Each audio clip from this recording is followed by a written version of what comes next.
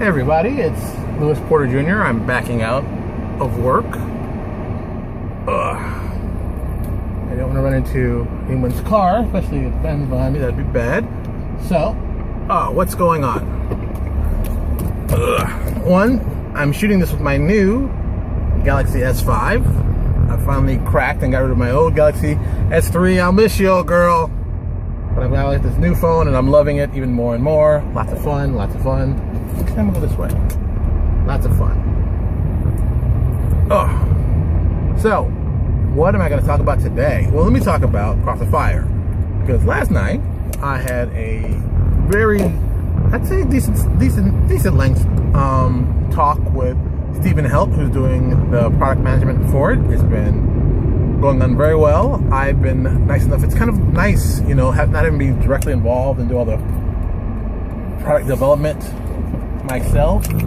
It's been nice to have somebody else do it for me, and it's been, Steven's a great guy. He understands exactly what I want, and he's, you know, he'll say, like, we'll disagree with things, but we can at least, I can at least say, okay, this is why I disagree with this, and he goes, okay, this is why I disagree with that, so we can talk about it, which I think is very, very important. And you know, minds get changed, things get more open. I think that's a good way to handle business.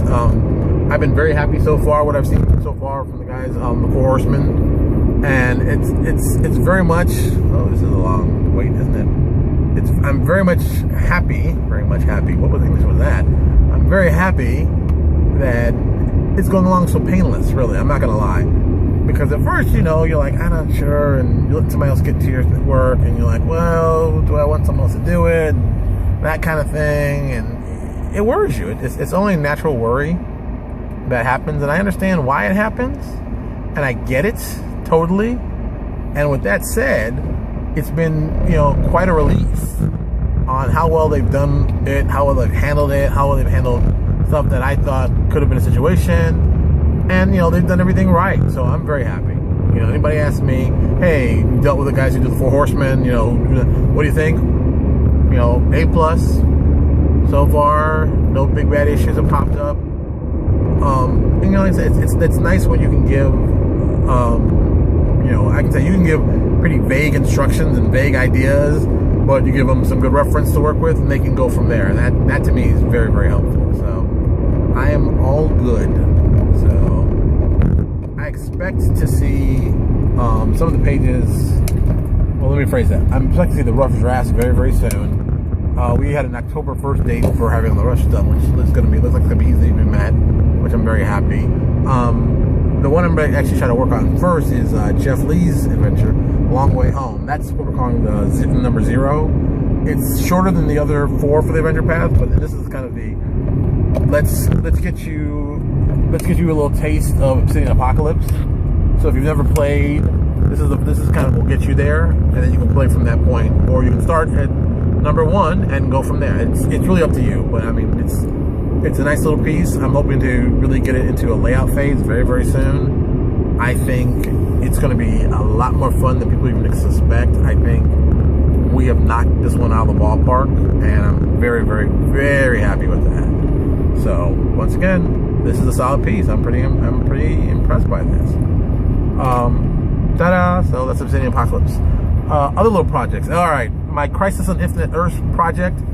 All right, so I asked the question in the Paizo forums, and now we're up to like 200 responses for it. And I basically asked the question, you know, name the 4 WotC worlds you would like to see converted into Pathfinder. And I basically just wanted people's opinion and see what they thought were very popular, what were their favorites. And I noticed, you know, a running theme, which is kind of funny when I look at it now.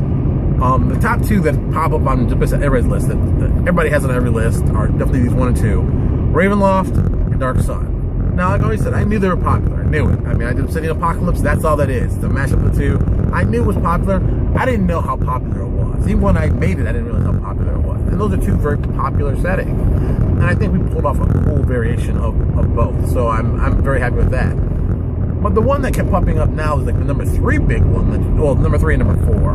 That really kind of like shocked me. I was like, really?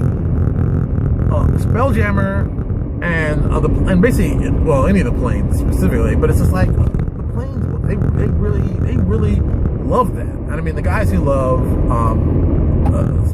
Spelljammer, I get it. D&D, space, get it. You don't have to get all excited and figure it out.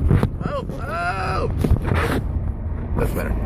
I get it. Not rocket science to figure out why that's exciting. And, I like Spelljammer. I mean, let me rephrase that.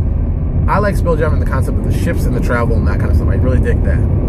I don't know about space. Space is, whatever. It's just a word. I mean, this place, this planet, that planet, this town, that town. That's all it is. But I do like the concept of flying ships, and that's kind of how Pirates of the Bronze Sky kind of evolved out of that. So I mean, and that's kind of, I always say that's very much an Eberron / Spelljammer, mix. So I think it'll be possible, to possibly do that. So now, how does this all tie back into this whole crisis thing? All right. So the purpose of the crisis is, I want to find a way that we need to do.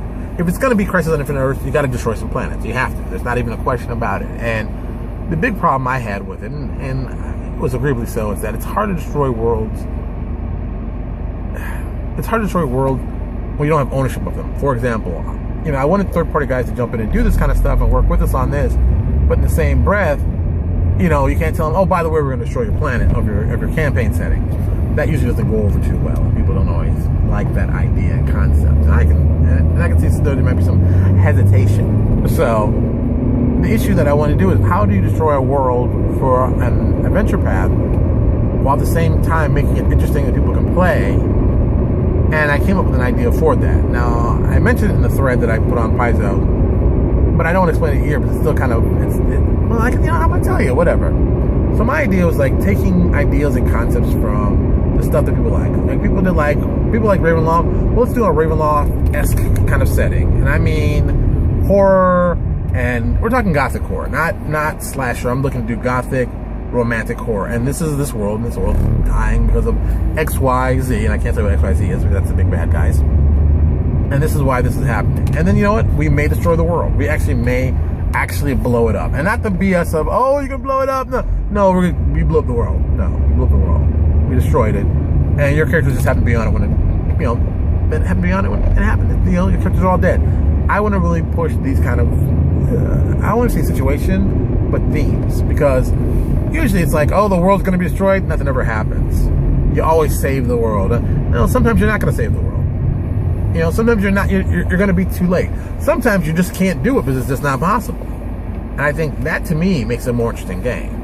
And I'm hoping to get this set up. I'm still, once again, talking to Steve and the Horsemen about this. And it's still very, very rough, but I think, just structurally wise, what I'm looking forward to build out of it has been, interesting. And I'm loving it. I can't lie. I'm loving this. It's going to be a lot of fun. But it's also difficult, but you've got to make it interesting. You've got to make it distinct. You've got to make it different from the actual book Crisis on Infinite Earths. I mean, we're definitely inspired by it. I think that's a great idea. Getting people from different universes battling out a big bad person is cool. I think if I can pull this off even more so, if I can get third-party publishers involved and have them, really involved in it, which I think will be possible. I've talked to several of them. I can't actually mention them by name because, they're not under contract, but they all said, okay, we can't give you a firm yes, we're willing to do it, but we can give you a, hey, we're very interested. I think we could talk more about this. So I'm like, okay, I'm good either way. I want them to be involved because I think it'd be a great opportunity for third-party guys to work together as a team on a project. And with that said, I kind of have to fix a part of it because it's not only are we just trying to build this cool adventure path, we're also trying to make it readily available and readily accessible for people who may not play in certain worlds. I mean, for example, we have a thing where we do on Neo Exodus. Well, some people have never seen Neo Exodus, so I basically put Neo Exodus in a little one-page thing and then get the adventure they play in at the same time. And this is why Neo Exodus is different from this world. And this is why this one is different from this world. And you get that kind of feel when you do that. And I think it's more of a timing issue and just trying to get everybody involved in this. And the other downside, and this is the one I really got to kind of, the hump I've got to get over. The way we initially planned to do this whole crisis thing is going to be 20 side treks, and that's what I'm calling them, side trek adventures at the beginning, and then a 4 adventure path. Well, The four-part adventure path would have what, 25,000 words for each one. So that's 100,000 words right there. The 20 side track adventures would have 5,000 words apiece. That's another 100,000. So we're talking 200,000 words for all this. Now, okay, 200,000 words is a lot of words. 200,000 words is a lot of words. I mean, you know, that's a lot of money. Come on, dude, come on. And, you know, someone's got to write it. Well, let me phrase it. Several people have to write it. Then the editor has to go through it and edit it all. And I don't know about you, but 200,000 words is a lot of words. I mean, that's a long project. I don't care how you slice it and dice it. That is a very long project. And on top of that, we're talking, you know, 25,000 ones. It's going to be tough to do that. It's going to be like, holy cow. Oh, that's a lot. That's a lot. And that's how I see it now. It could grow larger, but that's in my head what I thought, oh, 20, that might work. It's still a lot. So I got to still see if we can actually pull this off. I don't know if we can. I'm not going to lie. I don't know if we can. I think we can. I think if we pull it off, it'll be one of the coolest things to see ever. But I don't know if I can pull it off. I'm not going to lie about it. A lot of times you don't know about these things until you do it. And yes, this would be a Kickstarter. This would be. No ifs, ands, or buts about it. And I mean, you know, I'm looking to get all the most popular names who do third party, and even some of the guys you maybe don't know, maybe the smaller guys, to do work on this project. I think it's important to do this as a team effort. Specifically, I mean, let's just be honest. When we work together, it's better for everybody. You know, the 20 sidetrack adventure. Each third-party publisher would get them. All right, sorry. There's going to be a first adventure, it was called the Alpha. The last one, Omega. Those two are just going to be more kind of generic to set the tone. So they don't have to exist in any third-party worlds. The other 18 adventures or sidetracks we have are completely open. We're completely open to possibly doing, you know, one third-party guide for each one of these. You know, so we could have potentially 18 third-party guys doing stuff. Florida drivers, amazing, just amazing. You know, we could have 18 third-party guys products in one thing, and that's never been done. I mean, maybe get 2 third-party guys, maybe 3, maybe 4, but you ain't getting 18. I mean, that's a lot of people. That's a lot of people. That's a lot of world you got to put together. That's a lot of stuff you got to do. It's just a lot of stuff you got to just coordinate. And, you know, it's like going to be herding cats for a little bit. But if we can pull it off, I think it can be great. I think, you know, it could be amazing. And here's the even crazier part. What if we get more than that? What if we get more third-party guys involved and say, hey, I want to work on this? You know, and it's going to be huge. Now, the other side of that is payment. You know, I thought about how do I want to use payment for this? All right, let's just separate the 4-part adventure path. The 4-part, let's put this in the corner, put it over here, because that one is more, that's kind of like straightforward and narrow. We get artists, writers, we kickstart it, we get the money for it, ta-da, boom. But the sidetracks, you know, each one is for some specific world. So we can handle it a couple different ways. We could add to the Kickstarter. And if we reach this amount, well, then this product gets added to the Kickstarter. You know, that's a possibility. And, you know, that would keep down costs. But at the same time, you kind of want to give something to the guys to the third party. I mean, it's like, yeah, they got Adventure Play on the world, but, you know, they gave me the rights to use it. They should get some kind of money for it or some kind of reimbursement. You know, but at the same time, I've got to pay the writers and the artists and the art. So there's a lot of moving parts. There's a lot of moving parts to this. It's a lot of parts trying to figure out what's going to work best for us as a team. And I use the word us, really meaning me and anybody who I'm foolish enough to say, come on, this will be fun. You want to write this? It'll be great. You'll love it. So that means Jeff Lee, poor Jeff Lee. I've been abusing Jeff. He's going to be writing forever for me. He has no choice. I've kidnapped him. You know, it's like, you're writing for me. He's like, what? Like, that's the way it works. Yeehaw! So here we are with that. So it's going to be a fun time. I think we got some really cool ideas.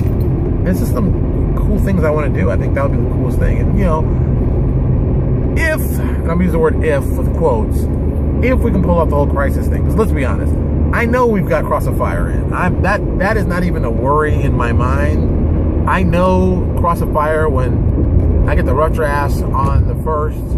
I'm gonna turn them over to the editor. He's gonna take whatever time he needs to take for them. The Kickstarter will be over. We're gonna make the amount of money we plan to get. We're gonna pay all these people. We're gonna get all start together, and I'm gonna do all the layout. So I mean, I'm guessing. You know, when I use the word guessing, I'm using quotes on that. I'm guessing to have everything done by Christmas time-ish. That's my theory. I'm like, yeah, Christmas. We're gonna be done by Christmas.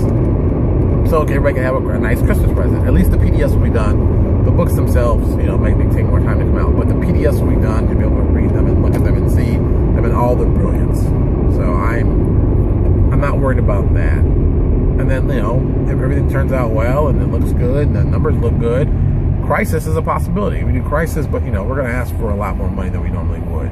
But also, it's going to have a lot of cool things to it, and that's basically it. So, yeah, man, it's a lot. We're busy. We're busy. We're busy. Ooh, we're busy. So busy, which is good. And you know, even with all that going on, people forget sometimes that I still have stuff in Neo Exodus. I know a lot of people have forgotten. I haven't, because I've been working on it, but I know a lot of people have forgotten that I'm still doing the Ultimate Neo Exodus version, which is basically a nice cleaned up version of all the books in one big thick book. And we had more art to it. It's going to be color. Well, the original one was in color, but you know, it's going to be that new rustic pages we've been doing. We're going to see a lot more color art from other stuff, because when we did the book, you know, what, 4 years ago? No, it's going to be 4. Maybe 4 years ago? We didn't have the same amount of art. Now we have much more art. We've got more things for it. So it's great. I'm kind of happy with that. I think we've done a good job with it, and I think it's going to be an amazing book. I think people are going to be amazed how much cooler it is.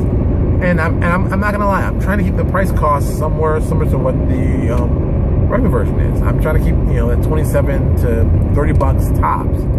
You know, but I'm also looking to add more pages to it too. So we're going to do our best to keep it within that range. So if you buy our campaign book, you're going to have, I mean, I'm going to add a lot of stuff. Like some of the stuff I'm adding out of the Folding Circle book. I'm going to add probably the first 2 versions of each of the Folding Circle.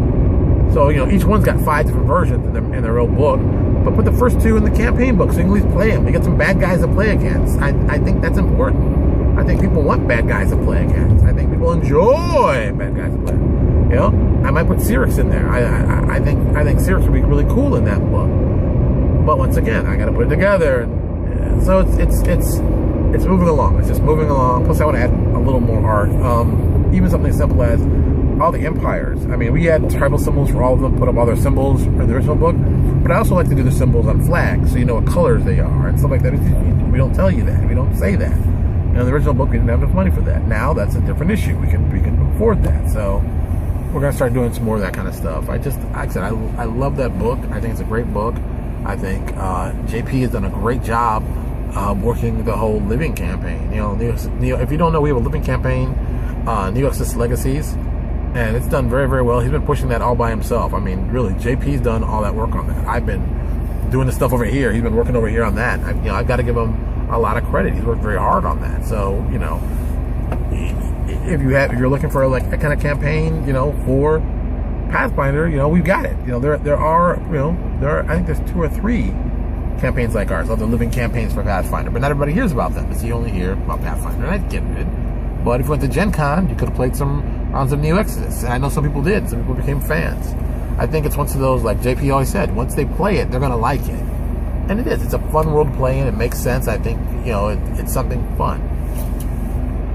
So we have that, you know. So let's see, Crisis and Crossfire, Neo Exodus, Pirates. All right, Pirates of the Bronze Sky. I'm working on, and I'm only inspired to work on it really because the Kalathon from it are going to appear in Cross of Fire, and I gotta admit, you know, even when I made the monster, I can't call monsters. When I made the race one initially, it was my version of how I do gifts. And I mean, hippopotamus is pretty scary. I mean, more people get killed by hippopotamus than actual alligators. And I live in South Florida, so that blows my mind as a concept. And you know, to hear that, it's like, you know, hippopotamus is pretty dangerous, and the whole gift thing, like, yeah. And out of that, I mean, the Kalathon came right out of that idea of we should do a cool monster you would least expect to be on this. And I went with a rhinoceros because I like rhinos. I'm a big fan of rhinos. And, you know, the whole thing with them being Scottish, I don't even know how that came about. I just thought that would be so cool. I mean, rhino men, Scottish rhino men are kind of cool. Then on top of that, we said, let's give them 4 arms. You're like, what? That's crazy. And it's like, ding, gotcha. Right there. Those are words. That's crazy. And when you hear that's crazy, you're like, I got to put that in. That's something you got to do. So that's why we have these rhino men that have 4 arms and are badass. That's just the way it is. It's kind of cool. La la la. So, you know, Scottish 4-armed rhino men are always awesome. And then we gave them gunpowder and made them mercenaries. And it's like, oh, it just gets better and better. So they're going to make their first real appearance in Across the Fire. But I'm hoping we can bring them, well, I can bring them back. I'm hoping they can expand, you know, Pirates of the Bronze Sky and really make it to a full-fledged campaign. Or maybe even a mini campaign or something that people can get interested in. Because I think people want something Spelljammer-ish, and I think this is kind of Spelljammer-ish. It's definitely Eberron. Definitely, I mean, the Eberron feeling is definitely there because he built it on trying to make it very pulpy. So, I think it's possible, you know? You just gotta keep working at it, like everything else. So many projects, so many projects. I'm also hoping to have another Google Hangout at the start for this Kickstarter, which starts technically in like 2 weeks. And I'll tell you right now, I totally forgot about telling you the Kickstarter, yeah. So Crossfire Kickstarter starts in about 2 weeks. I still haven't done the video yet. Still haven't done the video. And to tell you the truth, I don't even know if I'm gonna do a video. And there are people right now who, when I said that, are freaking out saying, no, you've gotta do a video. And I'm like, really, do I have to? I mean, do I have to do a video? I mean, is that telling me people, well, yeah, but people pass the video around. And I look at the numbers, and I really look at the numbers. And I think anybody will tell you, they said the video is necessary, but at the same time, most people don't get through the video. Most people only get through, like, a half of the video. I mean, well, you know, they always say, like on Obsidian Apocalypse, I know, 43% actually went to the end of the video, watched the entire thing. 43%. Dude, those are 43%. That's less than 50. Less than 50. You know, those are low numbers. You know, so it's like I wonder. It's like, well, the video's that important. And you know, if people didn't look at if most people who came to it didn't look at the video, they must have been interested in something else. Maybe the artwork, maybe the storytelling, maybe because it's us, maybe we promoted it, whatever. There was something there to get them inspired to come. And I don't know if the video is the ultimate thing to do that. So I'm debating that, if that's a useful tool. If it's not just to put a picture up that we have up now, and just keep it there. And maybe I could be wrong. Maybe I'll put the video up later. I don't know if you can put the video up later. I don't know. So, and I also don't want to do a talking head one, which is basically me talking about what's going on, what you're going to get. But that's not exciting. People want to see the artwork. They want to see cool pictures. They want to know what they can get out of it. And we kind of done that already for that. So, I don't know. It's something I got to deal with. That's another project. Whew, this thing is almost done. All right. I'm almost to Lucas's daycare. I got this bus in front of me. It's going to probably stop short and upset me. But I'm going to do everything I can to get this stuff out as soon as possible. I guess that's about it. And as always, I want to thank everybody for being, you know, fans of us and sticking with us through everything we've done. And I mean, we've done a lot of crazy stuff. And I can't thank you enough. Yeah, like I said, I said we're going to do another Google Hangout probably sometime near the beginning or the end of this month. And seeing if we can hook something up, because I think this is a good thing. All right. I'm out of here. Hope this bus moves around me. Talk to y'all later.